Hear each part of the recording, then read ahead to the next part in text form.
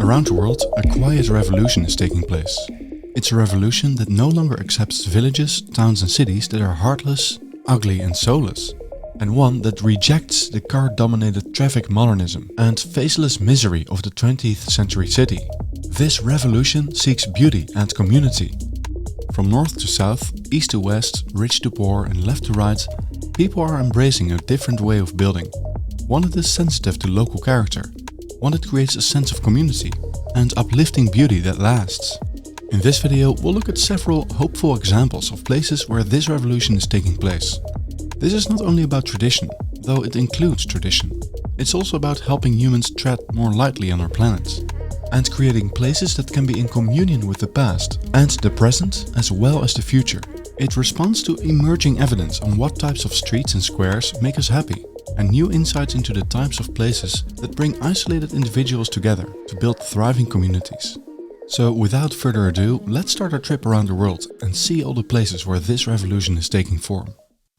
Our journey begins on the north coast of Cornwall, England, just outside the seaside town of UK. Here, along the rugged coastline of southwest England, a new town is taking shape, Nansledan. Nansledan is an ambitious new development sitting on 540 acres of land owned by the Duchy of Cornwall, which is a private estate established in 1337 to provide income for the heir of the British throne. Nansledan is set to grow to a community with up to 4,000 homes, alongside a high street, workspaces and community facilities. It's a project that started in 2013. The idea for the place took root in the early 2000s, when the Duchy was invited to propose a solution for UK's future housing and economic needs. After a public consultation process led by the Prince's Foundation, a master plan emerged and construction started in 2014. The town is designed as a walkable, human-scale neighborhood with a blend of traditional Cornish aesthetics combined with modern sustainability. Think colorful seaside-inspired facades, granite sills and slate roofs, locally sourced where possible. With this approach, Nansledan creates a strong sense of place, which is actually crucial when you want to create a pleasant environment to live in. The plan has 8 distinct quarters, each with its own unique atmosphere. So far, 800 homes have been completed, and it integrates affordable housing, currently at 30%, but with plans to bump it to 40%. With a mix of commercial and green spaces, and using low-carbon construction materials and techniques, Nansledan is not only environmentally friendly but also economically sustainable.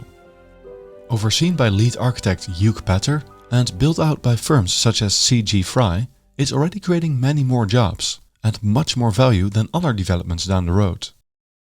Staying in England, we come to beautiful Dorset to visit Poundbury besides Dorchester. Poundbury is an experimental but highly successful urban development, also initiated by King Charles III when he was the Prince of Wales. The project started in the 1990s and it was designed to create a true, walkable, mixed-use community with traditional English architecture, with a master plan by Leon Creer. Today, Poundbury is home to around 4,600 people, with a mix of private homes, affordable housing and businesses, all woven into a compact, walkable layout, increasingly rich in street trees. Instead of separating residential, commercial and industrial areas, it integrates them, placing shops, cafes and offices alongside houses and apartments. This design has led to Poundbury having as many businesses as households, and to the creation of a true sense of community, while reducing the reliance on cars. The town's streets are deliberately narrow and winding, and attractive green spaces are scattered throughout, giving it a rural village feel. It works as an investment as well. The land values are now 55% more than for comparable developments, according to research conducted by Knight Franks. Poundbury has also been a testing ground for sustainable living. It has energy-efficient buildings, uses local materials, and a combination of traditional building methods with the latest and greatest in insulation and energy efficiency. And it's nearly done. If you want to know more about Poundbury, check out this video that was published last year. The good news is that up and down Britain, landowners and councils are emulating the King's work and seeking to create beautiful and sustainable new places that are as good or even better than the old. In Hatfield, the Gascoigne Cecil Estate has created comprehensive design codes to ensure architectural charm and quality, durability and coherence. Following local preferences, these design codes emphasize traditional Hertfordshire architecture with local materials and details.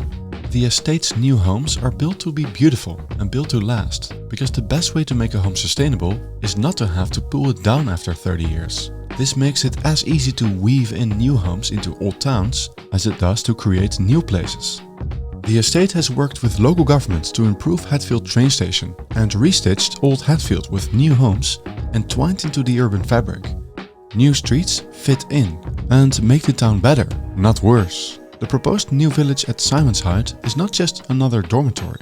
It will be a true village with a school, a retirement home, allotments and a real heart. Crossing the Atlantic Ocean, we arrive in lush Guatemala, where a truly unique project has redefined urban development. Overlooking the majestic volcanic landscape lies Cayalá, a project master planned by Leon Queer and designed by Estudio Urbano. This stunning, walkable development consists of shops, housing, a church and a hotel, all connected by pedestrian-friendly streets.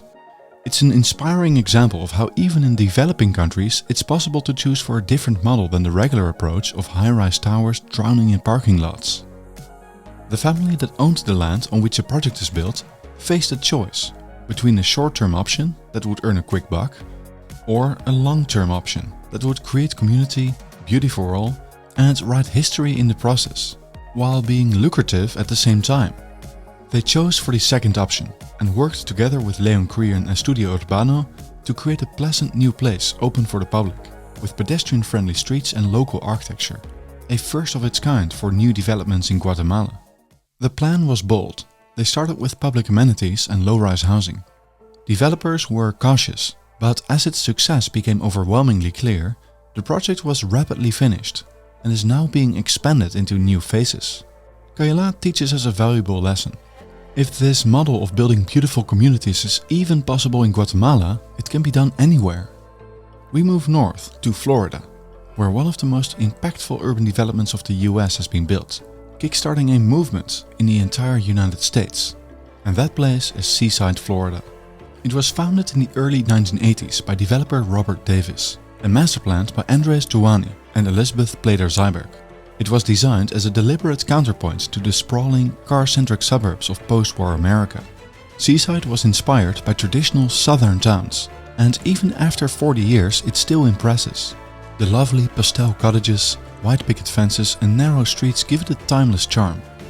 Its walkable layout, where homes, shops and a central square are all within strolling distance, laid the groundwork for the new urbanism movement. It also became a tourist magnet, as it had a postcard-perfect look, and was used to film the famous movie The Truman Show. One important point to note is that although it is now a very expensive place to live, it wasn't originally built with the exorbitant property prices in mind. The houses in Seaside aren't huge, although they are located close to the beach, which does give them premium allure. The reason it has become so expensive is precisely because of its walkable layouts, its charming architecture and a mix of functions. All these things set it apart from car-dominated suburbs. When Robert Davis started, advisors told him he was mad to create apartments above shops, that no one wanted to live like that anymore. But if the place is attractive and walkable enough, people do. Those apartments now sell for millions. The advisors were wrong. We return to the old continent for another inspiring project that is changing the status quo of development. And for that project we take a look just outside of Paris in the small municipality of Le Plessis-Robinson. This town transformed from a grim, dilapidated banlieue with many social problems into a thriving, beautiful and loved community. Its mayor, Philippe Pamezek, won the elections from the Communist Party in 1989. In France it's well known that the mayor who builds tends to lose re-elections.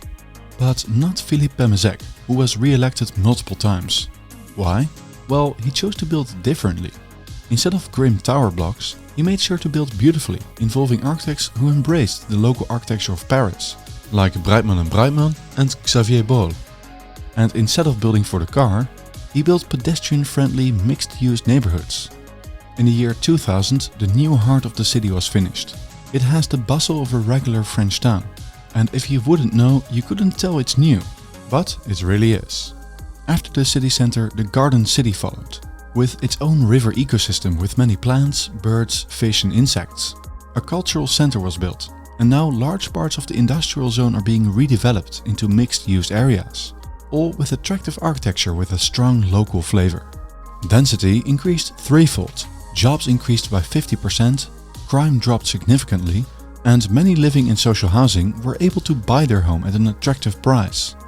The town has won many prizes, like the 2008 European Philippe Rocher Prize, the 2012 Grand Prix of European Urbanism, and others.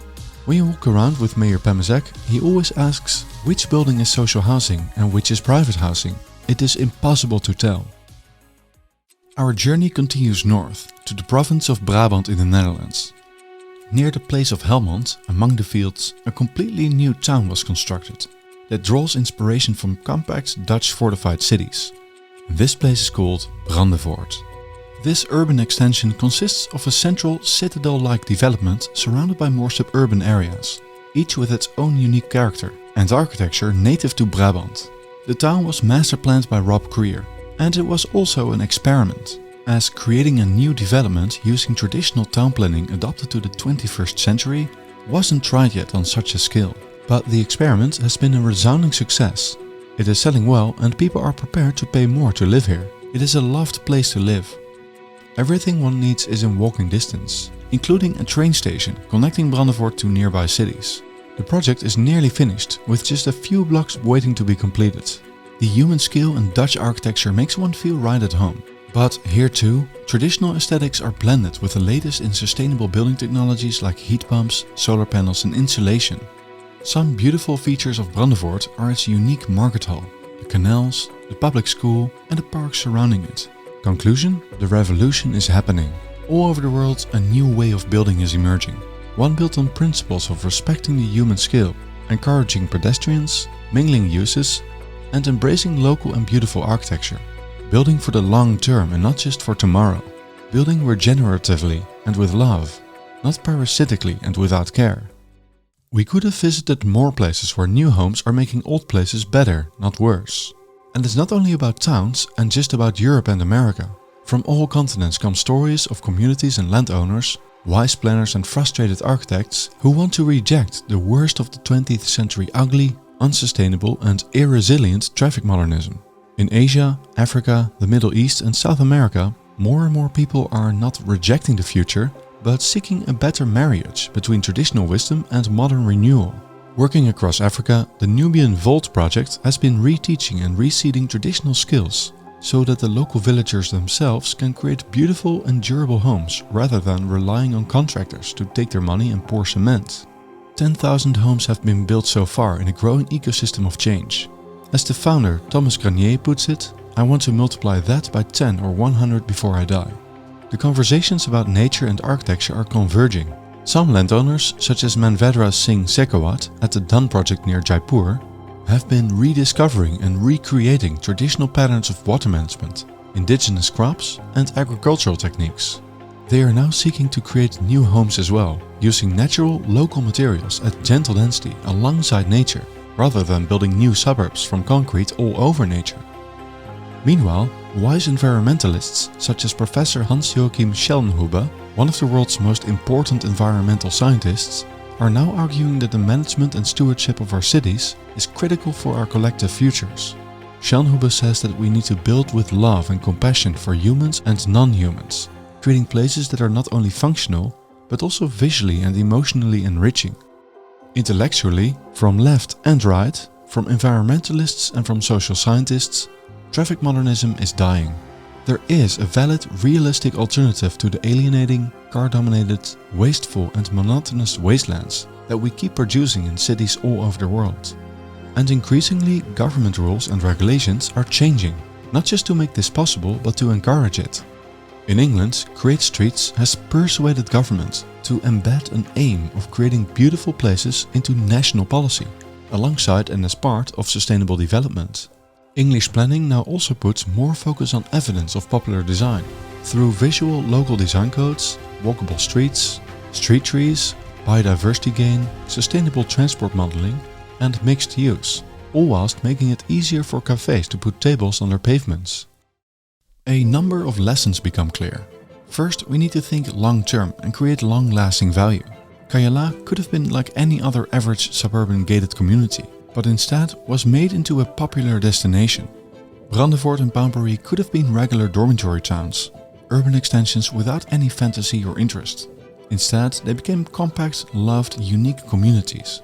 In Le Plessis-Robinson, they could have chosen for fashionable but soulless blocks.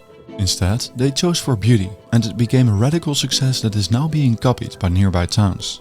The long-term dedication of one mayor actor, supported by key stakeholders like developers and investors, is necessary to create such a truly lasting success.